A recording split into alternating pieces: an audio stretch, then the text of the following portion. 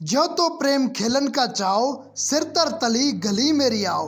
ਜਦੋਂ ਵੀ ਕੋਈ ਸਿੱਖ ਸ਼ਰਧਾ ਭਾਵਨਾ ਨਾਲ ਬਾਬਾ ਦੀਪ ਸਿੰਘ ਜੀ ਦੀ ਤਸਵੀਰ ਵੱਲ ਵੇਖਦਾ ਹੈ ਤਾਂ ਸ਼੍ਰੀ ਗੁਰੂ ਨਾਨਕ ਸਾਹਿਬ ਦੀਆਂ ਉਚਾਰੀਆਂ ਇਹ ਸਤਰਾਂ ਬਦੋ-ਬਦੀ ਸੁਰਤ ਵਿੱਚ ਆ ਜਾਂਦੀਆਂ ਹਨ। ਅਮਰ ਸ਼ਹੀਦ ਬਾਬਾ ਦੀਪ ਸਿੰਘ ਜੀ ਉਹ ਸੂਰਮੇ ਜਿਨ੍ਹਾਂ ਸੀਸ ਧੜ ਤੋਂ ਜੁਦਾ ਹੋ ਜਾਣ ਤੋਂ ਬਾਅਦ ਵੀ ਆਪਣਾ ਵਚਨ ਪੂਰਾ ਕੀਤਾ ਤੇ ਸ਼੍ਰੀ ਹਰਿਮੰਦਰ ਸਾਹਿਬ ਨੂੰ ਆਜ਼ਾਦ ਕਰਾਉਣ ਲਈ ਅੰਤ ਤੱਕ ਲੜਦੇ ਰਹੇ। ਜੇ ਲੋੜ ਪਈ ਤਾਂ ਸਾਰੀ ਉਮਰ ਦਿਨ ਵਿੱਚ 14-14 ਘੰਟੇ ਗੁਰੂ ਘਰ ਲਈ ਕਲਮ ਚਲਾਉਂਦੇ ਰਹੇ ਤੇ ਜੇ ਮੌਕਾ ਆਇਆ ਖੰਡੇ ਖੜਕਾਉਣ ਦਾ ਤਾਂ 75 ਸਾਲ ਦੀ ਉਮਰ ਵਿੱਚ ਵੀ 18 ਸ਼ੇਰ ਦਾ ਖੰਡਾ ਫੜ ਕੇ ਦੁਸ਼ਮਣ ਦੇ ਦੰਦ ਖੱਟੇ ਕਰਨ ਤੋਂ ਪਿੱਛੇ ਨਹੀਂ ਹਟੇ। ਤੇ ਜੇ ਗੱਲ ਕਰੀਏ ਕੌਮ ਵਿੱਚ ਉਹਨਾਂ ਦੇ ਸਤਿਕਾਰ ਦੀ ਤਾਂ ਉਹ ਇੰਨਾ ਉੱਚਾ ਸੀ ਕਿ ਜਿਸ ਵੇਲੇ 1733 ਵਿੱਚ ਨਵਾਬ ਕਪੂਰ ਸਿੰਘ ਨੂੰ ਨਵਾਬੀ ਪੇਸ਼ ਕੀਤੀ ਗਈ ਤਾਂ ਉਹਨਾਂ ਦਾ ਕਹਿਣਾ ਸੀ ਕਿ ਜੇ ਇਹ ਨਵਾਬੀ ਸਾਹਮਣੇ ਬੈਠੇ ਕੌਮ ਦੀਆਂ ਸਭ ਤੋਂ ਮਹਾਨ ਸ਼ਖਸੀਅਤਾਂ ਇਹਨਾਂ 5 ਸਿੰਘਾਂ ਦੇ ਪੈਰਾਂ ਨੂੰ ਛੁਆ ਕੇ ਮੇਰੀ ਝੋਲੀ ਵਿੱਚ ਪਾਈ ਜਾਵੇ ਤਾਂ ਮੈਂ ਇਹਨਾਂ ਨੂੰ ਪ੍ਰਵਾਨ ਕਰੂੰਗਾ। ਤੇ ਉਹਨਾਂ 5 ਸਿੰਘਾਂ ਵਿੱਚ ਵੀ ਸਰਦਾਰ ਜੱਸਾ ਸਿੰਘ ਅੱਲੂਵਾਲੀਆ, ਮਹਾਰਾਜਾ ਰਣਜੀਤ ਸਿੰਘ ਦੇ ਦਾਦਾ ਜੀ ਸਰਦਾਰ ਚੜ੍ਹਤ ਸਿੰਘ ਸ਼ੁਕਰਚੱਕੀਆ, ਸਰਦਾਰ ਦਰਬਾਰਾ ਸਿੰਘ ਜੀ ਤੇ ਸਰਦਾਰ ਕਰਮ ਸਿੰਘ ਸ਼ਹੀਦ ਦੇ ਨਾਲ ਬਾਬਾ ਦੀਪ ਸਿੰਘ ਜੀ ਵੀ ਮੌਜੂਦ ਸਨ। ਕਮੈਂਟ ਬਾਕਸ ਵਿੱਚ ਕੀਤੇ ਤੁਹਾਡੇ ਸੁਜੈਸ਼ਨਸ ਮੇਰੇ ਲਈ ਹੁਕਮ ਬਰਾਬਰ ਹਨ। ਲਾਸਟ ਵੀਡੀਓ ਦੇ ਕਮੈਂਟ ਬਾਕਸ ਵਿੱਚ ਬਹੁਤ ਸਾਰੀਆਂ ਫਰਮਾਇਸ਼ਾਂ ਆਈਆਂ ਸਨ ਕਿ ਬਾਬਾ ਦੀਪ ਸਿੰਘ ਜੀ ਤੇ ਵੀਡੀਓ ਬਣਾਈ ਜਾਵੇ, ਸੋ ਤੁਹਾਡਾ ਸਭ ਦਾ ਹੁਕਮ ਸਿਰ ਮੱਥੇ ਪ੍ਰਵਾਨ। ਅਮਰ ਸ਼ਹੀਦ ਬਾਬਾ ਦੀਪ ਸਿੰਘ ਜੀ ਤੇ ਵੀਡੀਓ ਹਾਜ਼ਰ ਹੈ। ਜਾਣਾਂਗੇ ਸ਼ੁਰੂ ਤੋਂ ਅੰਤ ਤੱਕ ਬਾਬਾ ਜੀ ਦੇ ਜੀਵਨ ਦਾ ਪੂਰਾ ਇਤਿਹਾਸ। ਮੋٹے ਤੌਰ ਤੇ ਬਿਨਾਂ ਸੀਸ ਤੋਂ ਲੜਨ ਦੀ ਘਟਨਾ ਤਾਂ ਤੁਸੀਂ ਸਭ ਨੇ ਸੁਣੀ ਹੋਣੀ ਹੈ, ਪਰ ਅੱਜ ਡਿਟੇਲ ਵਿੱਚ ਜਾਣਾਂਗੇ ਸ਼ੁਰੂ ਤੋਂ ਅੰਤ ਤੱਕ ਉਸ ਦਿਨ ਦੀ ਪੂਰੀ ਜੰਗ ਦਾ ਇਤਿਹਾਸ। ਪਰ ਸ਼ੁਰੂ ਕਰਨ ਤੋਂ ਪਹਿਲਾਂ ਜੇ ਤੁਸੀਂ ਇਸ ਚੈਨਲ ਤੇ ਨਵੇਂ ਆਏ ਹੋ ਜਾਂ ਇਹ ਵੀਡੀਓ ਤੁਹਾਨੂੰ WhatsApp ਤੇ ਕਿਸੇ ਸੱਜਣ ਨੇ ਸ਼ੇਅਰ ਕੀਤਾ ਹੈ ਤਾਂ YouTube ਤੇ ਆ ਕੇ ਸਕਸੈਸ ਦਾ ਰਾਹ ਚੈਨਲ ਨੂੰ ਸਬਸਕ੍ਰਾਈਬ ਜ਼ਰੂਰ ਕਰ ਲਿਓ ਤਾਂ ਜੋ ਸਿੱਖ ਇਤਿਹਾਸ ਨਾਲ ਜੁੜੇ ਇਸ ਤਰ੍ਹਾਂ ਦੇ ਸ਼ਾਨਦਾਰ ਵੀਡੀਓਜ਼ ਤੁਹਾਡੇ ਤੱਕ ਪਹੁੰਚਦੇ ਰਹਿਣ। ਸਰਦਾਰ ਜੱਸਾ ਸਿੰਘ ਰਾਮਗੜੀਆ ਨੇ ਕਿਉਂ ਕੀਤਾ ਆਪਣੀ ਧੀ ਦਾ ਕਤਲ? ਸਰਦਾਰ ਉਦਮ ਸਿੰਘ ਨੇ ਜਨਰਲ ਡਾਇਰ ਨੂੰ ਗੋਲੀ ਨਹੀਂ ਮਾਰੀ ਸੀ? ਕੀ ਸ਼੍ਰੀ ਗੁਰੂ ਗੋਬਿੰਦ ਸਿੰਘ ਜੀ ਨੇ 3 ਵਿਆਹ ਕਰਵਾਏ ਸਨ? ਸਿੱਖ ਕੌਮ ਦਾ ਅਣਗੋਲਿਆ ਸੂਰਮਾ ਜਨਰਲ ਜ਼ੋਰਾਵਰ ਸਿੰਘ ਜਿਹਦਾ ਮਾਸ ਖਰੀਦ ਕੇ ਦੁਸ਼ਮਣ ਘਰਾਂ ਨੂੰ ਲੈ ਗਏ। ਕੀ ਮਾਤਾ ਭਾਗ ਕੌਰ ਜੀ ਗੁਰੂ ਗੋਬਿੰਦ ਸਿੰਘ ਜੀ ਨਾਲ ਨਗਨ ਰਹਿੰਦੇ ਸਨ? ਗੱਦਾਰੀ ਕਾਰਨ ਕਿਸ ਤਰ੍ਹਾਂ ਹੋਈ ਸਰਦਾਰ ਹਰੀ ਸਿੰਘ ਨਲੂਆ ਦੀ ਸ਼ਹੀਦੀ? ਮਹਾਰਾਜਾ ਰਣਜੀਤ ਸਿੰਘ ਤੋਂ ਬਾਅਦ ਸਿੱਖ ਰਾਜ ਦਾ ਅੰਤ ਕਿਵੇਂ ਹੋਇਆ? ਰਾਵਣ ਤੇ ਜਰਨੈਲ ਭਿੰਡਰਾਂਵਾਲਾ ਵਿੱਚ ਕੀ ਸਮਾਨਤਾ ਸਨ? ਆਖਰ ਕਿਉਂ ਸਿੱਖਾਂ ਨੇ ਦਿੱਲੀ ਜਿੱਤ ਕੇ ਵਾਪਸ ਮੋੜ ਦਿੱਤੀ? ਤੁਸੀਂ ਸਮਝਦੇ ਹੋ ਕਿ ਜਿਹੜੇ ਟੌਪਿਕ ਬਾਰੇ ਤੁਹਾਨੂੰ ਸਭ ਕੁਝ ਪਤਾ ਹੈ ਪਹਿਲਾ ਵੀਡੀਓ ਉਸੇ ਟੌਪਿਕ ਦਾ ਦੇਖਿਓ, ਤੁਹਾਨੂੰ 100 ਨਵੀਆਂ ਗੱਲਾਂ ਪਤਾ ਲੱਗਣਗੀਆਂ। ਤੇ ਨਾਲ ਹੀ ਇਸੇ ਤਰ੍ਹਾਂ ਕਮੈਂਟ ਬਾਕਸ ਵਿੱਚ ਟਾਈਪ ਕਰਕੇ ਦੱਸਦੇ ਰਹੋ ਕਿ ਤੁਸੀਂ ਅਗਲਾ ਵੀਡੀਓ ਕਿਸ ਟੌਪਿਕ ਤੇ ਦੇਖਣਾ ਚਾਹੁੰਦੇ ਹੋ। ਸ਼ਹੀਦ ਜਸਵੰਤ ਸਿੰਘ ਜੀ ਖਾਲੜਾ, ਸ਼ਹੀਦ ਕਰਤਾਰ ਸਿੰਘ ਜੀ ਸਰਾਭਾ, ਜਾਂ ਇਹਨਾਂ ਦਿਨਾਂ 'ਚ ਮੈਂ ਇੱਕ ਬੜੀ ਹੀ ਇੰਟਰਸਟਿੰਗ ਬੁੱਕ ਪੜ੍ਹ ਰਿਹਾ ਸੀ ਤੇ ਸਿੱਖ ਵੀ ਨਿਗਲਿਆ ਗਿਆ। ਇਹਦੇ ਵਿੱਚ ਐਕਸਪਲੇਨ ਕੀਤਾ ਗਿਆ ਹੈ ਕਿ ਕਿਸ ਤਰ੍ਹਾਂ ਬਾਕੀ ਘੱਟ ਗਿਣਤੀ ਕੌਮਾਂ ਨੂੰ ਨਿਗਲਣ ਤੋਂ ਬਾਅਦ ਹਿੰਦੂ ਧਰਮ ਹੁਣ ਸਿੱਖੀਜ਼ਮ ਨੂੰ ਨਿਗਲਣ ਦੀ ਤਿਆਰੀ ਕਰ ਰਿਹਾ ਹੈ। ਜੇ ਇਸ ਵੀਡੀਓ ਨੂੰ ਸਭ ਤੋਂ ਵੱਧ ਕਮੈਂਟ ਮਿਲਣਗੇ ਅਗਲਾ ਵੀਡੀਓ ਉਸੇ ਟੌਪਿਕ ਤੇ। ਸ਼ੁਰੂ ਤੋਂ ਸ਼ੁਰੂ ਕਰੀਏ ਤਾਂ ਬਾਬਾ ਦੀਪ ਸਿੰਘ ਜੀ ਦਾ ਜਨਮ ਪਿੰਡ ਪੂਹੂਵਿੰਡ ਅੱਜ ਦੇ ਅੰਮ੍ਰਿਤਸਰ ਵਿਖੇ 26 ਜਨਵਰੀ 1682 ਨੂੰ ਮਾਤਾ ਜੋਨੀ ਜੀ ਦੀ ਕੁੱਖ ਤੋਂ ਭਾਈ ਭਗਤਾ ਜੀ ਦੇ ਘਰ ਹੋਇਆ ਸੀ। ਤੇ ਜੇ ਆਪਾਂ ਪਰਿਵਾਰ ਪਿਛੋਕੜ ਦੀ ਗੱਲ ਕਰੀਏ ਤਾਂ ਅੱਜ ਤੋਂ 5000 ਸਾਲ ਪਹਿਲਾਂ ਕੈਪਸੀਅਨ ਸਾਗਰ ਤੇ ਮਿਡਲ ਏਸ਼ੀਆ ਤੋਂ ਕੁਝ ਫਿਰਕੂ ਕਬੀਲੇ ਇੱਥੇ ਪੰਜਾਬ ਵਿੱਚ ਆ ਕੇ ਪਿੰਡਾਂ ਦੇ ਰੂਪ ਵਿੱਚ ਵਸ ਗਏ ਸਨ। ਉਹਨਾਂ ਦਾ ਕਬੀਲਾਈ ਸੱਭਿਆਚਾਰ ਇੱਥੇ ਰੱਜ ਕੇ ਫਲਿਆ ਫੂਲਿਆ ਤੇ ਆਪਣੇ ਸੱਭਿਆਚਾਰ ਦੇ ਅਨੁਸਾਰ ਹੀ ਉਹਨਾਂ ਨੇ ਆਪਣੀਆਂ ਗੋਤਾਂ ਨਿਰਧਾਰਿਤ ਕੀਤੀਆਂ। ਇਹਨਾਂ ਚੋਂ ਸੂਰਜ ਪੰਛੀਆਂ ਦੀ ਸੰਧੂ ਗੋਤਰ 'ਚ ਬਾਬਾ ਦੀਪ ਸਿੰਘ ਜੀ ਦਾ ਜਨਮ ਹੋਇਆ ਸੀ। ਪਰ ਮੇਰੀ ਸੰਗਤ ਮੂਹਰੇ ਹੱਥ ਜੋੜ ਕੇ ਬੇਨਤੀ ਹੈ ਕਿ ਇਹ ਗੋਤਰ ਮੈਂ ਸਿਰਫ ਨੌਲੇਜ ਲਈ ਹੀ ਦੱਸੀ ਹੈ। ਇਹਨਾਂ ਗੋਤਰਾਂ ਦਾ ਮਹੱਤਵ ਉਦੋਂ 0 ਹੋ ਜਾਂਦਾ ਹੈ ਜਦੋਂ ਨਾਮ ਦੇ ਨਾਲ ਕੋਰ ਜਾਂ ਸਿੰਘ ਲੱਗ ਜਾਵੇ। ਸਾਡੇ ਗੁਰੂ ਸਾਹਿਬਾਨਾਂ ਨੇ ਪਹਿਲੀ ਜੋਤ ਤੋਂ ਲੈ ਕੇ ਅਖੀਰ ਤੱਕ ਵਾਰ-ਵਾਰ ਕਦੀ ਪੰਗਤ 'ਚ ਸਭ ਨੂੰ ਬਰਾਬਰ ਬਿਠਾ ਕੇ ਕਦੀ ਇੱਕੋ ਬਾਟੇ ਨਾਲ ਸਭ ਨੂੰ ਅੰਮ੍ਰਿਤਪਾਨ ਕਰਾ ਕੇ ਇਹ ਸੰਦੇਸ਼ਾ ਦਿੱਤਾ ਹੈ ਕਿ ਹਰ ਸਿੰਘ ਤੇ ਕੋਰ ਖਾਲਸਾ ਪੰਥ ਵਿੱਚ ਬਰਾਬਰ ਹੈ। ਪਰ ਆਪਾਂ ਆਪਣੀਆਂ ਮਹਾਨ ਸ਼ਖਸੀਅਤਾਂ ਨੂੰ ਵੀ ਗੋਤਾਂ ਦੇ ਆਧਾਰ ਤੇ ਵੰਡ ਰੱਖਿਆ ਹੈ ਕਿ ਫਲਾਣਾ ਸਾਡੀ ਗੋਤ ਦਾ ਹੈ ਤੇ ਫਲਾਣਾ ਤੁਹਾਡੀ ਗੋਤ ਦਾ। ਸੋ ਪਲੀਜ਼ ਕਮੈਂਟ ਬਾਕਸ ਵਿੱਚ ਇਸ ਗੱਲ ਨਾਲ ਰਿਲੇਟਡ ਕੁਝ ਵੀ ਲਿਖਣ ਦੀ ਖੇਚਲ ਨਾ ਕਰਿਓ ਜੀ। ਬਾਬਾ ਦੀਪ ਸਿੰਘ ਜੀ ਦੇ ਬਚਪਨ ਦਾ ਨਾਮ ਦੀਪਾ ਸੀ ਤੇ ਉਹਨਾਂ ਦਾ ਪਰਿਵਾਰ ਸ਼ੁਰੂ ਤੋਂ ਹੀ ਗੁਰੂ ਘਰ ਨਾਲ ਜੁੜਿਆ ਹੋਇਆ ਸੀ। ਬਚਪਨ 'ਚ ਜਦੋਂ ਇੱਕ ਵਾਰ ਉਹ ਆਪਣੇ ਪਰਿਵਾਰ ਦੇ ਨਾਲ ਸ਼੍ਰੀ ਕਲਗੀਧਰ ਪਾਤਸ਼ਾਹ ਦੇ ਦਰਸ਼ਨ ਕਰਨ ਅਨੰਦਪੁਰ ਸਾਹਿਬ ਗਏ ਤਾਂ ਭਾਈ ਦੀਪਾ ਜੀ ਦਾ ਮਨ ਉੱਥੇ ਇੰਨਾ ਲੱਗਿਆ ਕਿ ਉਹਨਾਂ ਨੇ ਮਾਤਾ ਪਿਤਾ ਦੇ ਨਾਲ ਵਾਪਸ ਨਾ ਜਾਂਦੇ ਹੋਏ ਉੱਥੇ ਹੀ ਰਹਿਣ ਦਾ ਫੈਸਲਾ ਕਰ ਲਿਆ ਤੇ ਇੱਥੇ ਹੀ ਰਹਿ ਕੇ ਉਹਨਾਂ ਨੇ ਆਪਣੀ ਤਾਲੀਮ ਪੂਰੀ ਕੀਤੀ। ਛੇਤੀ ਹੀ ਉਹ ਸੰਸਕ੍ਰਿਤ, ਫਾਰਸੀ ਤੇ ਗੁਰਮੁਖੀ ਭਾਸ਼ਾ ਵਿੱਚ ਨਿਪੁੰਨ ਹੋ ਗਏ। ਤੇ ਦੂਜੇ ਪਾਸੇ ਜੇ ਗੱਲ ਕਰੀਏ ਸ਼ਸਤਰ ਵਿੱਦਿਆ ਦੀ ਤਾਂ ਉਹਨਾਂ ਨੇ ਘੋੜਸਵਾਰੀ, ਤੀਰੰਦਾਜ਼ੀ ਤੇ ਤਲਵਾਰਬਾਜ਼ੀ ਦੇ ਨਾਲ-ਨਾਲ ਬੰਦੂਕ ਤੇ ਤੋਪ ਚਲਾਉਣਾ ਵੀ ਸਿੱਖ ਲਿਆ ਸੀ, ਜੋ ਉਹਨਾਂ ਸਮਿਆਂ ਵਿੱਚ ਕੋਈ ਵਿਰਲਾ ਹੀ ਜਾਣਦਾ ਸੀ। ਇਸ ਤਰ੍ਹਾਂ ਜਿੱਥੇ ਇੱਕ ਪਾਸੇ ਉਹਨਾਂ ਦਾ ਨਾਮ ਕੌਮ ਦੇ ਚੋਟੀ ਦੇ ਯੋਧਿਆਂ 'ਚ ਗਿਣਿਆ ਜਾਣ ਲੱਗ ਪਿਆ ਉੱਥੇ ਹੀ ਦੂਜੇ ਪਾਸੇ ਉਹ ਕੌਮ ਦੇ ਸਭ ਤੋਂ ਉੱਚ ਪੱਧਰ ਦੇ ਵਿਦਵਾਨਾਂ 'ਚ ਵੀ ਸ਼ੁਮਾਰ ਹੋ ਗਏ। ਤੇ 1699 ਵਿੱਚ ਜਦੋਂ ਖਾਲਸਾ ਪੰਥ ਸਾਜਿਆ ਗਿਆ ਤਾਂ ਜਿਹੜੇ ਭਾਗਾਂ ਵਾਲੇ ਸ਼ੁਰੂਆਤੀ ਲੋਕਾਂ ਨੂੰ ਸ਼੍ਰੀ ਗੁਰੂ ਗੋਬਿੰਦ ਸਿੰਘ ਜੀ ਨੇ ਆਪ ਅੰਮ੍ਰਿਤ ਛਕਾਇਆ ਸੀ, ਉਹਨਾਂ 'ਚ ਬਾਬਾ ਦੀਪ ਸਿੰਘ ਜੀ ਵੀ ਸ਼ਾਮਿਲ ਸਨ। ਤੇ 1703 ਵਿੱਚ ਜਦੋਂ ਉਹਨਾਂ ਦੇ ਪਿਤਾ ਜੀ ਇੱਕ ਵਾਰ ਫੇਰ ਅਨੰਦਪੁਰ ਸਾਹਿਬ ਆਏ ਤਾਂ ਗੁਰੂ ਸਾਹਿਬ ਤੋਂ ਆਗਿਆ ਲੈ ਕੇ ਇਸ ਵਾਰ ਜਾਂਦੇ ਸਮੇਂ ਉਹ ਬਾਬਾ ਦੀਪ ਸਿੰਘ ਨੂੰ ਆਪਣੇ ਨਾਲ ਹੀ ਪਿੰਡ ਲੈ ਗਏ। ਪਿੰਡ ਜਾ ਕੇ ਬਾਬਾ ਦੀਪ ਸਿੰਘ ਜੀ ਨੇ ਆਪਣੇ ਨੇੜੇ ਤੇੜੇ ਦੇ ਇਲਾਕੇ ਵਿੱਚ ਗੁਰਮਤਿ ਪ੍ਰਚਾਰ ਤੇ ਗੁਰਮੁਖੀ ਸਿਖਾਉਣ ਦੀ ਸੇਵਾ ਸ਼ੁਰੂ ਕਰ ਦਿੱਤੀ। 1704 ਵਿੱਚ ਸ੍ਰੀ ਅਨੰਦਪੁਰ ਸਾਹਿਬ ਨੂੰ ਘੇਰਾ ਪੈਣ ਤੋਂ ਲੈ ਕੇ ਸਰਸਾ ਦੇ ਕੰਢੇ ਹੋਇਆ ਪਰਿਵਾਰ ਵਿਛੋੜਾ, ਚਮਕੌਰ ਦੀ ਜੰਗ ਤੇ ਸਾਕਾ ਸਰਹੰਦ, ਇਹ ਸਾਰੇ ਵਰਤਾਰੇ ਦੌਰਾਨ ਬਾਬਾ ਦੀਪ ਸਿੰਘ ਜੀ ਆਪਣੇ ਜੱਦੀ ਪਿੰਡ ਵਿੱਚ ਹੀ ਸਨ, ਕਿਉਂਕਿ ਉਸ ਸਮੇਂ ਸੰਚਾਰ ਦੇ ਸਾਧਨ ਵਿਰਲੇ ਹੀ ਹੁੰਦੇ ਸਨ। ਗੁਰੂ ਸਾਹਿਬ ਨਾਲ ਵਾਪਰੇ ਇਸ ਸਾਰੇ ਵਰਤਾਰੇ ਬਾਰੇ ਬਾਬਾ ਦੀਪ ਸਿੰਘ ਜੀ ਨੂੰ ਬਹੁਤ ਬਾਅਦ ਵਿੱਚ ਜਾ ਕੇ ਪਤਾ ਲੱਗਿਆ। ਦੁਨੀਆ ਦੀ ਤਵਾਰੀਖ ਤੇ ਵਿਲੱਖਣ ਇਤਿਹਾਸ ਰਚਣ ਤੋਂ ਬਾਅਦ ਜਦੋਂ ਸਤਿਗੁਰ ਪਾਤਸ਼ਾਹ ਸ਼੍ਰੀ ਦਮਦਮਾ ਸਾਹਿਬ ਪਹੁੰਚੇ ਤਾਂ ਇਹ ਸਮਾਂ ਜੰਗਾਂ ਯੁੱਧਾਂ ਤੋਂ ਬਾਅਦ ਥੋੜਾ ਜਿਹਾ ਸ਼ਾਂਤੀ ਵਾਲਾ ਸੀ। ਸੋ ਇਸ ਸਮੇਂ ਨੂੰ ਯੂਟਿਲਾਈਜ਼ ਕਰਨ ਲਈ ਗੁਰੂ ਪਾਤਸ਼ਾਹ ਨੇ 9ਵੇਂ ਪਾਤਸ਼ਾਹ ਸ਼੍ਰੀ ਗੁਰੂ ਤੇਗ ਬਹਾਦਰ ਜੀ ਦੀ ਬਾਣੀ ਵਿੱਚ ਜੋੜ ਕੇ ਆਦਿ ਗ੍ਰੰਥ ਸਾਹਿਬ ਦੀ ਸੰਪਾਦਨਾ ਕਰਨ ਦਾ ਨਿਸ਼ਚੈ ਕੀਤਾ। ਇਸ ਪਵਿੱਤਰ ਗ੍ਰੰਥ ਲਈ ਮੈਂ ਸ਼੍ਰੀ ਆਦਿ ਗ੍ਰੰਥ ਸਾਹਿਬ ਸ਼ਬਦ ਦੀ ਵਰਤੋਂ ਇਸ ਲਈ ਕੀਤੀ ਹੈ ਕਿਉਂਕਿ ਗੁਰੂ ਗੱਦੀ ਉਸ ਸਮੇਂ ਸ਼੍ਰੀ ਗੁਰੂ ਗੋਬਿੰਦ ਸਿੰਘ ਜੀ ਕੋਲ ਸੀ ਤੇ ਇਸ ਪਵਿੱਤਰ ਗ੍ਰੰਥ ਲਈ ਹਜੇ ਸ਼੍ਰੀ ਆਦਿ ਗ੍ਰੰਥ ਸਾਹਿਬ ਸ਼ਬਦ ਦੀ ਵਰਤੋਂ ਹੀ ਕੀਤੀ ਜਾਂਦੀ ਸੀ। ਇਸ ਮਹਾਨ ਕਾਰਜ ਲਈ ਕੌਮ ਦੇ ਦੋ ਸਭ ਤੋਂ ਚੋਟੀ ਦੇ ਵਿਦਵਾਨਾਂ ਦੀ ਡਿਊਟੀ ਲਾਈ ਗਈ। ਪਹਿਲੇ ਸਨ ਭਾਈ ਮਨੀ ਸਿੰਘ ਜੀ ਜੋ ਹੁਣ ਦਿੱਲੀ ਤੋਂ ਵਾਪਸ ਆ ਚੁੱਕੇ ਸਨ। ਦੱਸਣਯੋਗ ਗੱਲ ਹੈ ਕਿ ਸਰਸਾ ਦੇ ਵਿਛੋੜੇ ਸਮੇਂ ਭਾਈ ਮਨੀ ਸਿੰਘ ਜੀ ਗੁਰੂ ਘਰ ਦੇ ਮਹਿਲਾਂ ਨਾਲ ਦਿੱਲੀ ਵੱਲ ਚਲੇ ਗਏ ਸਨ। ਤੇ ਦੂਜੇ ਸਨ ਬਾਬਾ ਦੀਪ ਸਿੰਘ ਜੀ ਜਿਨ੍ਹਾਂ ਨੂੰ ਸਪੈਸ਼ਲੀ ਇਸ ਕੰਮ ਲਈ ਸੱਦਾ ਭੇਜ ਕੇ ਉਹਨਾਂ ਦੇ ਪਿੰਡ ਤੋਂ ਬੁਲਾਇਆ ਗਿਆ ਸੀ। ਸ਼੍ਰੀ ਆਦਿ ਗ੍ਰੰਥ ਸਾਹਿਬ ਦੀ ਮੁੱਖ ਭੀੜ ਉਸ ਸਮੇਂ ਧੀਰ ਮੱਲੀਆਂ ਕੋਲ ਸੀ ਤੇ ਜਦੋਂ ਉਹਨਾਂ ਖੋਟੀ ਨੀਤੀਆਂ ਨੇ ਇਸ ਨੂੰ ਦੇਣ ਤੋਂ ਮਨਾ ਕਰ ਦਿੱਤਾ ਤਾਂ ਇਸ ਮਹਾਨ ਕਾਰਜ ਨੂੰ ਸੰਪੂਰਨ ਕਰਨ ਵਿੱਚ ਇੱਕ ਵੱਡੀ ਅੜਚਨ ਖੜੀ ਹੋ ਗਈ। ਤਾਂ ਦਸਮ ਪਿਤਾ ਸ਼੍ਰੀ ਗੁਰੂ ਗੋਬਿੰਦ ਸਿੰਘ ਜੀ ਨੇ ਆਪਣੇ ਮੁਖ ਨਾਲ ਪੂਰੇ ਆਦਿ ਗ੍ਰੰਥ ਸਾਹਿਬ ਦਾ ਉਚਾਰਨ ਕੀਤਾ ਤੇ ਬਾਬਾ ਦੀਪ ਸਿੰਘ ਜੀ ਤੇ ਭਾਈ ਮਨੀ ਸਿੰਘ ਜੀ ਨੇ ਇਸ ਨੂੰ ਲਿਖਤ ਰੂਪ ਵਿੱਚ ਉਤਾਰਿਆ। ਇਸ ਤਰ੍ਹਾਂ ਸਾਡੇ 11ਵੇਂ ਗੁਰੂ ਨੂੰ ਅੰਤਿਮ ਰੂਪ ਦੇਣ ਦਾ ਮਹਾਨ ਕਾਰਜ ਸੰਪੂਰਨ ਹੋ ਪਾਇਆ। ਇੱਥੇ ਦੋ ਗੱਲਾਂ ਥੋੜੀਆਂ ਜਿਹੀਆਂ ਕਲੀਅਰ ਕਰਨ ਵਾਲੀਆਂ ਹਨ। ਇੱਕ ਤਾਂ ਕਿਹਾ ਜਾਂਦਾ ਹੈ ਕਿ ਲਿਖਣ ਦੀ ਡਿਊਟੀ ਭਾਈ ਮਨੀ ਸਿੰਘ ਜੀ ਦੀ ਲਾਈ ਗਈ ਸੀ, ਸਿਆਹੀ ਤੇ ਕਲਮ ਦਾ ਇੰਤਜ਼ਾਮ ਕਰਨਾ ਇਹ ਜ਼ਿੰਮਾ ਬਾਬਾ ਦੀਪ ਸਿੰਘ ਜੀ ਕੋਲ ਸੀ। ਪਰ ਸਿਰਫ ਸਿਆਹੀ ਤੇ ਕਲਮ ਦਾ ਇੰਤਜ਼ਾਮ ਕਰਨ ਲਈ ਕੌਮ ਦੇ ਸਭ ਤੋਂ ਵੱਡੇ ਵਿਦਵਾਨ ਨੂੰ ਇੰਨੀ ਦੂਰੋਂ ਸੱਦਣ ਦੀ ਕੀ ਲੋੜ ਸੀ? ਇਹ ਸੇਵਾ ਤਾਂ ਉੱਥੇ ਮੌਜੂਦ ਕੋਈ ਵੀ ਸਿੰਘ ਕਰ ਸਕਦਾ ਸੀ। ਅਕਸਰ ਬਾਬਾ ਦੀਪ ਸਿੰਘ ਜੀ ਨੂੰ ਸੱਦਾ ਭੇਜਣ ਤੇ ਉਹਨਾਂ ਨੂੰ ਆਉਣ ਤੇ ਕੋਈ 10 ਕੁ ਦਿਨ ਦਾ ਸਮਾਂ ਤਾਂ ਲੱਗਿਆ ਹੀ ਹੋਊਗਾ ਤੇ ਉਹਨਾਂ ਜੰਗਾਂ ਯੁੱਧਾਂ ਦੇ ਮਾਹੌਲ ਵਿੱਚ 10 ਦਿਨਾਂ ਦੀ ਬੜੀ ਵੱਡੀ ਕੀਮਤ ਸੀ। ਇਹ ਉਡੀਕ ਕਰਦੇ ਰਹਿਣਾ ਕਿ ਬਾਬਾ ਦੀਪ ਸਿੰਘ ਜੀ ਆ ਕੇ ਸਿਆਹੀ ਤੇ ਕਲਮ ਦੀ ਸੇਵਾ ਸੰਭਾਲਣਗੇ ਤੇ ਫਿਰ ਕੰਮ ਸ਼ੁਰੂ ਕੀਤਾ ਜਾਊਗਾ, ਇਹ ਸੁਣਨ ਵਿੱਚ ਥੋੜਾ ਜਿਹਾ ਅਜੀਬ ਜਿਹਾ ਲੱਗਦਾ ਹੈ।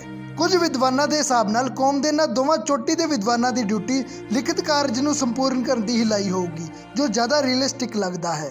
ਤੇ ਦੂਸਰਾ, ਕਈ ਲੋਕਾਂ ਦੇ ਮਨ ਵਿੱਚ ਇਸ ਗੱਲ ਨੂੰ ਲੈ ਕੇ ਵੀ ਸ਼ੰਕਾ ਹੋ ਸਕਦੀ ਹੈ ਕਿ 3 ਦਿਨਾਂ ਤੱਕ ਪੜ੍ਹੇ ਜਾਣ ਤੇ ਸੰਪੂਰਨ ਹੋਣ ਵਾਲਾ ਸ਼੍ਰੀ ਗੁਰੂ ਗ੍ਰੰਥ ਸਾਹਿਬ ਜੀ ਦਾ ਪੂਰਾ ਸਰੂਪ ਸ਼੍ਰੀ ਗੁਰੂ ਗੋਬਿੰਦ ਸਿੰਘ ਜੀ ਨੂੰ ਯਾਦ ਕਿਵੇਂ ਹੋ ਸਕਦਾ ਹੈ। ਪਰ ਹਜੇ ਕੱਲ ਦੀ ਹੀ ਗੱਲ ਹੈ ਜਦੋਂ ਮਸ਼ਹੂਰ ਲਿਖਾਰੀ ਤੇ ਇਤਿਹਾਸਕਾਰ ਸਰਦਾਰ ਕਾਹਨ ਸਿੰਘ ਨਾਭਾ ਦੇ ਪਿਤਾ ਜੀ ਭਾਈ ਨਰੈਣ ਸਿੰਘ ਜੀ ਇਸ ਦੁਨੀਆ ਤੇ ਮੌਜੂਦ ਸਨ। ਉਹਨਾਂ ਨੂੰ ਇੱਕ ਓਂਕਾਰ ਤੋਂ ਲੈ ਕੇ ਪੂਰਾ ਸ਼੍ਰੀ ਗੁਰੂ ਗ੍ਰੰਥ ਸਾਹਿਬ ਜੀ ਜ਼ੁਬਾਨੀ ਯਾਦ ਸੀ। ਤੇ ਜੇ ਇੱਕ ਆਮ ਸੁਰਤੀ ਵਾਲਾ ਮਨੁੱਖ ਇੰਨੀ ਸਮਰੱਥਾ ਰੱਖਦਾ ਹੈ ਤਾਂ ਫਿਰ ਇਸ ਦੀਨ ਦੁਨੀਆ ਦੇ ਮਾਲਕ ਸ਼੍ਰੀ ਗੁਰੂ ਗੋਬਿੰਦ ਸਿੰਘ ਜੀ ਲਈ ਇਹ ਕਿੰਨੀ ਕੁ ਵੱਡੀ ਗੱਲ ਸੀ। ਸ਼੍ਰੀ ਆਦਿ ਗ੍ਰੰਥ ਸਾਹਿਬ ਦੀ ਸੰਪਾਦਨਾ ਸੇਵਾ ਸੰਪੂਰਨ ਕਰਨ ਤੋਂ ਬਾਅਦ ਜਦੋਂ ਗੁਰੂ ਗੋਬਿੰਦ ਸਿੰਘ ਜੀ ਦੱਖਣ ਵੱਲ ਚਾਲੇ ਪਾਉਣ ਲੱਗੇ ਤਾਂ ਉਹਨਾਂ ਨੇ ਬਾਬਾ ਦੀਪ ਸਿੰਘ ਜੀ ਨੂੰ ਇੱਥੇ ਦਮਦਮਾ ਸਾਹਿਬ ਰਹਿ ਕੇ ਹੀ ਸਿੱਖੀ ਦਾ ਪ੍ਰਚਾਰ ਕਰਨ ਦਾ ਹੁਕਮ ਦਿੱਤਾ। ਇਸ ਹੁਕਮ ਨੂੰ ਬਾਬਾ ਜੀ ਨੇ ਇੰਨੀ ਦ੍ਰਿੜਤਾ ਨਾਲ ਨਿਭਾਇਆ ਕਿ ਇਸ ਤੋਂ ਬਾਅਦ ਉਹ ਕਦੀ ਆਪਣੇ ਘਰ ਹੀ ਨਹੀਂ ਗਏ ਤੇ ਦਹਾਕਿਆਂ ਤੱਕ ਉੱਥੇ ਰਹਿ ਕੇ ਨਵੀਂ ਪੀੜ੍ਹੀ ਨੂੰ ਗੁਰਬਾਣੀ ਸੰਥਿਆ ਗੁਰਮੁਖੀ ਸਿਖਾਉਣ ਦੇ ਨਾਲ ਸ਼ਸਤਰ ਵਿਦਿਆ ਸਿਖਲਾਈ ਦੀ ਸੇਵਾ ਕਰਦੇ ਰਹੇ। ਇਸ ਦੇ ਨਾਲ ਹੀ 11 ਸਾਲ ਤੱਕ ਲਗਾਤਾਰ 14 ਘੰਟੇ ਲਿਖ ਕੇ ਬਾਬਾ ਜੀ ਨੇ ਸ਼੍ਰੀ ਗੁਰੂ ਗ੍ਰੰਥ ਸਾਹਿਬ ਜੀ ਦੇ 4 ਸਰੂਪ ਤਿਆਰ ਕੀਤੇ ਜੋ ਇੱਕ ਇੱਕ ਕਰਕੇ ਚਾਰੇ ਤਖਤਾਂ ਵਿੱਚ ਭੇਜੇ ਗਏ। ਪਹਿਲਾ ਸਰੂਪ ਜੋ ਸ਼੍ਰੀ ਅਕਾਲ ਤਖਤ ਸਾਹਿਬ ਭੇਜਿਆ ਗਿਆ ਉਹ 2 ਸੇਰ ਸੋਨੇ ਤੋਂ ਸਿਆਹੀ ਤਿਆਰ ਕਰਕੇ ਸੁਨਹਿਰੇ ਅੱਖਰਾਂ 'ਚ ਲਿਖਿਆ ਹੋਇਆ ਸੀ। ਇਸ ਤੋਂ ਇਲਾਵਾ ਬਾਬਾ ਜੀ ਨੇ ਇੱਕ ਸਰੂਪ ਫਾਰਸੀ ਭਾਸ਼ਾ ਵਿੱਚ ਵੀ ਤਿਆਰ ਕੀਤਾ ਸੀ, ਪਰ ਅਫਸੋਸ ਦੀ ਗੱਲ ਹੈ ਕਿ ਉਹ ਸਰੂਪ ਸਾਡੇ ਕੋਲ ਅੱਜ ਨਹੀਂ ਹੈ। ਇਸ ਤੋਂ ਇਲਾਵਾ ਬਾਬਾ ਜੀ ਨੇ ਅਨੇਕਾਂ ਖਜ਼ਾਨਾ ਪੋਥੀਆਂ ਵੀ ਤਿਆਰ ਕੀਤੀਆਂ। ਖਜ਼ਾਨਾ ਪੋਥੀਆਂ ਅੱਜ ਦੇ ਗੁਟਕਾ ਸਾਹਿਬ ਦਾ ਪੁਰਾਣਾ ਵਰਜਨ ਸੀ, ਜਿਨ੍ਹਾਂ ਨੂੰ ਜੰਗਲਾਂ ਪਹਾੜਾਂ ਤੇ ਮਾਰੂਥਲਾਂ ਵਿੱਚ ਭਟਕਣ ਵਾਲੇ ਸਿੰਘ ਕਮਰ ਕੱਸੇ 'ਚ ਹਮੇਸ਼ਾ ਆਪਣੇ ਨਾਲ ਰੱਖਦੇ ਸਨ। ਜਿਵੇਂ ਕਿ ਗੁਰੂ ਸਾਹਿਬਾਨ ਨੇ ਦਮਦਮਾ ਸਾਹਿਬ ਰਹਿਣ ਦਾ ਹੀ ਹੁਕਮ ਦਿੱਤਾ ਸੀ, ਬਾਬਾ ਦੀਪ ਸਿੰਘ ਜੀ ਬਸ ਗਿਣਵੀਂ ਚੁਣਵੀਂ ਵਾਰ ਹੀ ਦਮਦਮਾ ਸਾਹਿਬ ਨੂੰ ਛੱਡ ਕੇ ਗਏ। ਕੁਝ ਕੁ ਇਤਿਹਾਸਿਕ ਸਰੋਤਾਂ 'ਚ ਜ਼ਿਕਰ ਮਿਲਦਾ ਹੈ ਕਿ ਪਹਿਲੀ ਵਾਰ ਉਹ ਦਮਦਮਾ ਸਾਹਿਬ ਨੂੰ ਉਸ ਟਾਈਮ ਛੱਡ ਕੇ ਗਏ ਜਦੋਂ ਉਹਨਾਂ ਨੂੰ ਪਤਾ ਲੱਗਿਆ ਕਿ ਬਾਬਾ ਬੰਦਾ ਸਿੰਘ ਜੀ ਬਹਾਦਰ ਛੋਟੇ ਸਾਹਿਬਜ਼ਾਦਿਆਂ ਨੂੰ ਸ਼ਹੀਦ ਕਰਾਉਣ ਵਾਲੇ ਜ਼ਾਲਮਾਂ ਤੋਂ ਬਦਲਾ ਲੈਣ ਲਈ ਸਰਹੰਦ ਤੇ ਹਮਲਾ ਕਰਨ ਜਾ ਰਹੇ ਹਨ। ਬਾਬਾ ਜੀ ਦੇ ਮਨ ਵਿੱਚ ਤਾਂ ਲੰਬੇ ਸਮੇਂ ਤੋਂ ਹੀ ਇਸ ਗੱਲ ਦਾ ਮਲਾਲ ਸੀ ਕਿ ਗੁਰੂ ਸਾਹਿਬਾਨ ਦਾ ਪੂਰਾ ਪਰਿਵਾਰ ਸ਼੍ਰੀ ਅਨੰਦਪੁਰ ਸਾਹਿਬ ਤੋਂ ਲੈ ਕੇ ਚਮਕੌਰ ਤੇ ਸਰਹੰਦ ਤੱਕ ਇੰਨੀਆਂ ਮੁਸ਼ਕਲਾਂ ਸਹਿੰਦੇ ਹੋਏ ਸ਼ਹੀਦੀਆਂ ਪਾਉਂਦਾ ਰਿਹਾ ਤੇ ਉਹ ਸੁੱਖ ਸ਼ਾਂਤੀ ਨਾਲ ਆਪਣੇ ਘਰੇ ਬੈਠੇ ਰਹੇ। ਇਸ ਜੰਗ ਵਿੱਚ ਬਾਬਾ ਦੀਪ ਸਿੰਘ ਜੀ ਨੇ ਇੱਕ ਅਹਿਮ ਰੋਲ ਅਦਾ ਕੀਤਾ ਸੀ ਤੇ ਇਸ ਜੰਗ ਵਿੱਚ ਉਹਨਾਂ ਦਾ ਇੱਕ ਦੰਦ ਵੀ ਟੁੱਟਿਆ ਸੀ। ਇਸ ਗੱਲ ਦਾ ਜ਼ਿਕਰ ਵੀ ਸਾਨੂੰ ਇਤਿਹਾਸਿਕ ਸਰੋਤਾਂ ਵਿੱਚ ਮਿਲਦਾ ਹੈ। ਤੇ ਆਓ ਹੁਣ ਗੱਲ ਕਰਦੇ ਹਾਂ ਬਾਬਾ ਦੀਪ ਸਿੰਘ ਜੀ ਦੇ ਜੀਵਨ ਦੀ ਅੰਤਿਮ ਜੰਗ ਦੀ, ਉਹਨਾਂ ਦੀ ਸ਼ਹਾਦਤ ਦੀ। ਕਿਸ ਤਰ੍ਹਾਂ ਬਾਬਾ ਜੀ ਸੀਸ ਤਲੀ ਤੇ ਟਿਕਾ ਕੇ ਦੁਸ਼ਮਣਾਂ ਨਾਲ ਲੜਦੇ ਰਹੇ, ਇਹ ਤਾਂ ਆਪਾਂ ਸਭ ਨੇ ਸੁਣਿਆ ਹੈ। ਪਰ ਸ਼ੁਰੂ ਤੋਂ ਅੰਤ ਤੱਕ ਉਸ ਦਿਨ ਦੀ ਜੰਗ ਦਾ ਪੂਰਾ ਇਤਿਹਾਸ ਜੋ ਬਹੁਤ ਹੀ ਜ਼ਿਆਦਾ ਇੰਟਰਸਟਿੰਗ ਹੈ, ਸ਼ਾਇਦ ਤੁਸੀਂ ਅੱਜ ਪਹਿਲੀ ਵਾਰ ਸੁਣੋਗੇ। ਆਓ ਇਹ ਸਭ ਜਾਣਨ ਲਈ ਆਪਾਂ ਆਪਣੀ ਸੁਰਤ ਨੂੰ 1753 ਦੇ ਪੰਜਾਬ ਲੈ ਚੱਲੀਏ। ਮੀਰ ਮੰਨੂ ਦੀ ਮੌਤ ਤੋਂ ਬਾਅਦ ਸਿੱਖ ਤੇਜ਼ੀ ਨਾਲ ਇੱਕ ਤਾਕਤਵਰ ਧਿਰ ਦੇ ਰੂਪ ਵਿੱਚ ਉੱਭਰ ਕੇ ਸਾਹਮਣੇ ਆਏ। ਮੀਰ ਮੰਨੂ ਉਹੀ ਸੀ ਜਿਨੇ ਸਿੰਘਾਂ ਦੇ ਜਨਤਕ ਕਤਲੇਆਮ ਦਾ ਹੁਕਮ ਜਾਰੀ ਕੀਤਾ ਸੀ ਕਿ ਜਿੱਥੇ ਕਿਤੇ ਵੀ ਗੁਰੂ ਨਾਨਕ ਨੂੰ ਮੰਨਣ ਵਾਲਾ ਸਿੱਖ ਦਿਸਦਾ ਹੈ, ਤੁਰੰਤ ਉਸ ਦਾ ਸਿਰ ਕਲਮ ਕਰ ਦਿਓ। ਜਿਨੇ ਛੋਟੇ-ਛੋਟੇ ਬੱਚਿਆਂ ਦੇ ਟੋਟੇ ਕਰਵਾ ਕੇ ਉਹਨਾਂ ਦੇ ਹਾਰ ਬਣਾ ਕੇ ਮਾਵਾਂ ਦੇ ਗਲਾਂ ਵਿੱਚ ਪਵਾਏ ਸਨ। ਤੇ ਇਹ ਪਾਪੀ ਮਰਿਆ ਕਿਵੇਂ?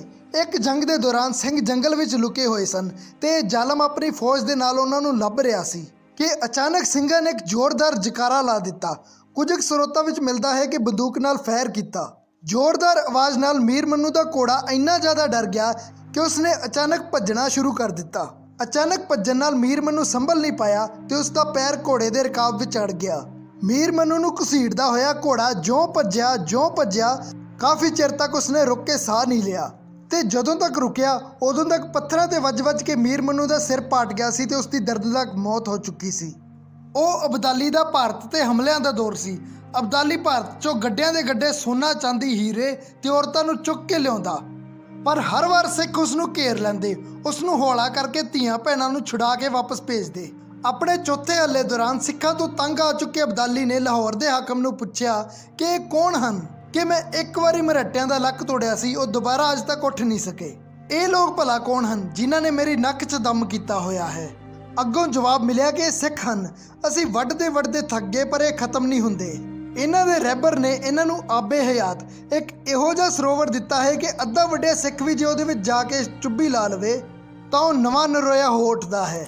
ਅਬਦਾਲੀ ਨੇ ਕਾਬੁਲ ਵੱਲ ਮੁੜਦਿਆਂ ਆਪਣੇ ਪੁੱਤਰ ਤੈਮੂਰ ਨੂੰ ਲਾਹੌਰ ਦਾ ਤੇ ਜਹਾਨ ਖਾਨ ਨੂੰ ਅੰਮ੍ਰਿਤਸਰ ਦਾ ਸੂਬੇਦਾਰ ਥਾਪ ਕੇ ਕਿਹਾ ਕਿ ਤੁਹਾਨੂੰ ਖੁੱਲੀ ਛੁੱਟੀ ਹੈ, ਜੋ ਮਰਜ਼ੀ ਕਰੋ, ਬਸ ਮੈਨੂੰ ਇਸ ਦੁਨੀਆ ਤੋਂ ਇਹ ਸਿੱਖ ਖਤਮ ਚਾਹੀਦੇ ਹਨ ਤੇ ਸਭ ਤੋਂ ਪਹਿਲਾਂ ਜਾਓ ਤੇ ਉਸ ਸਰੋਵਰ ਦਾ ਕੁਝ ਕਰੋ। ਇਸ ਹੁਕਮ ਦੀ ਤਾਮੀਲ ਕਰਦਿਆਂ ਇੱਕ ਵਾਰ ਫੇਰ ਸਿੱਖਾਂ ਦੇ ਤਸ਼ੱਦਦ ਸ਼ੁਰੂ ਹੋ ਗਈ। ਜ਼ਾਲਮਾਂ ਨੇ ਦਰਬਾਰ ਸਾਹਿਬ ਅੰਮ੍ਰਿਤਸਰ ਤੇ ਹਮਲਾ ਕਰਕੇ ਪਵਿੱਤਰ ਇਮਾਰਤ ਨੂੰ ਢਹਿ ਢੇਰੀ ਕਰ ਦਿੱਤਾ ਤੇ ਸਰੋਵਰ ਨੂੰ ਮਿੱਟੀ ਦੇ ਗੰਦ ਨਾਲ ਪੂਰ ਦਿੱਤਾ। ਉਸ ਸਮੇਂ ਤੱਕ ਬਾਬਾ ਦੀਪ ਸਿੰਘ ਜੀ ਦੀ ਉਮਰ 75 ਸਾਲ ਦੀ ਹੋ ਚੁੱਕੀ ਸੀ ਤੇ ਜਦੋਂ ਇਹ ਖਬਰ ਇਸ ਬਜ਼ੁਰਗ ਸੂਰਮੇ ਤੱਕ ਪਹੁੰਚੀ ਤਾਂ ਗੁੱਸੇ ਨਾਲ ਉਹਨਾਂ ਦੀਆਂ ਅੱਖਾਂ ਲਾਲ ਹੋ ਗਈਆਂ, ਡੋਲੇ ਫੜਕਣ ਲੱਗ ਪਏ। ਤੇ ਫੜਕਦੇ ਵੀ ਕਿਉਂ ਨਾ, ਉਹਨਾਂ ਨੇ ਸਾਡੇ ਪੰਥ ਦੀ ਧੁਰੀ, ਸਾਡੇ ਕੇਂਦਰ ਨੂੰ ਬੇਅਦਬ ਕੀਤਾ ਸੀ, ਜਿਹਦੀ ਇੱਕ ਇੱਟ ਸਾਡੇ ਗੁਰੂ ਸਾਹਿਬਾਨਾਂ ਨੇ ਆਪ ਖਲੋ ਕੇ ਇੰਨੀ ਰੀਝ ਨਾਲ ਲਵਾਈ ਸੀ। ਤੁਰੰਤ ਬਾਬਾ ਜੀ ਦਮਦਮਾ ਸਾਹਿਬ ਤੋਂ ਰਵਾਨਾ ਹੋ ਗਏ। ਇਸ ਸਮੇਂ ਉਹਨਾਂ ਦੇ ਨਾਲ ਸਿਰਫ ਗਿਣਤੀ ਦੇ 8 ਸਿੰਘ ਹੀ ਸਨ।